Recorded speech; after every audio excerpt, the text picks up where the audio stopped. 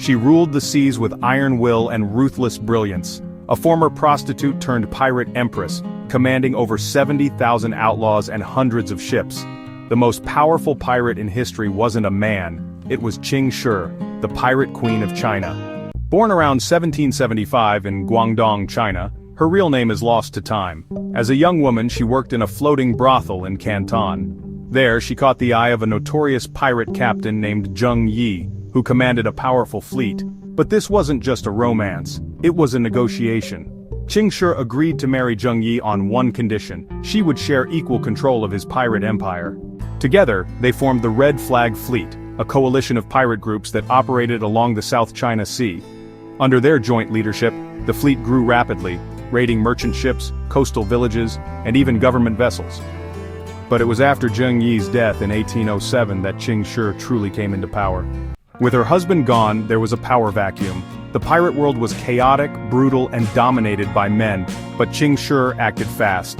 She secured the loyalty of the most powerful commanders, including her late husband's adopted son and her own lieutenant, Chung Po Tsai, whom she later married.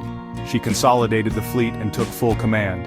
At its peak, the Red Flag Fleet had over 300 ships and tens of thousands of pirates under her rule. She enforced a strict code of laws. Any pirate who disobeyed an order was executed on the spot. Loot had to be registered and fairly distributed. If any pirate harmed a woman captive, they were put to death. Her discipline was brutal, but it worked.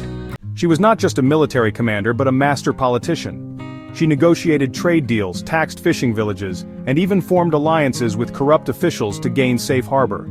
Entire coastal regions came under her influence.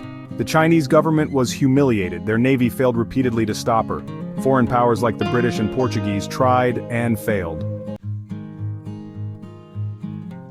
One of her greatest victories came when she cornered a government fleet in battle and forced them to retreat in shame. The Qing dynasty was losing control of its own waters. The government issued bounties, sent fleets, made threats, but nothing worked. Ching Shih was unstoppable. But what made her even more extraordinary was how she chose to end her career. Instead of going down in battle or being captured, she negotiated a full pardon. In 1810, she agreed to surrender her fleet to the Qing government. But not before securing full amnesty for herself and her men. She kept all her loot. None of her ships were seized, and, many of her officers were given jobs in the Imperial Navy. So, she retired comfortably, opening a gambling house in Guangzhou, and lived out the rest of her life in peace. She died in 1844, a wealthy and respected woman. One of the very few pirates in history to retire rich and free. Ching Shih wasn't just a pirate, she was a strategist, a leader, a negotiator, and honestly, a legend.